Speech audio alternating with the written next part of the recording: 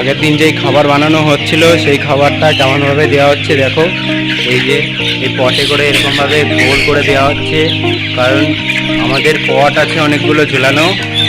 এই পট এতগুলো পটে যখন এই খাবার এরকমভাবে দেওয়া হবে সব পাখি খেতে পারবে, সব সঠিকভাবে সব পাখি খেতে পারবে, তাহলে সব একই চেহারা হবে। তো এই দেখতে পাচ্ছ একটা দাদা দিচ্ছে খাবার।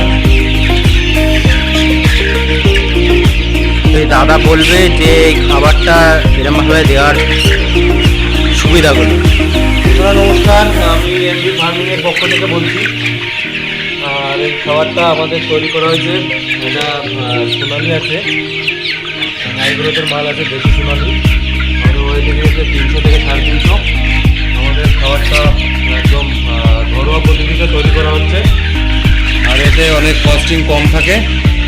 আর সব থেকে বড় জিনিস হচ্ছে আমাদের এই খাবারটা খেলে মুরগির রোগ ব্যাধি কম আসে, চেহারা ভালো থাকে, যার কারণে আমার এই খাবারটা ব্যবহার করা হচ্ছে।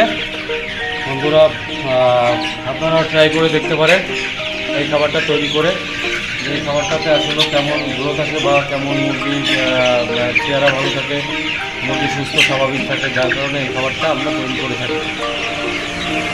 আশা করি বন্ধুরা আপনারা ভিডিও দেখে উপকৃত হবেন। যদি ভালো লাগে ভিডিও দেখে একটা লাইক, একটা কমেন্ট করে দেবেন।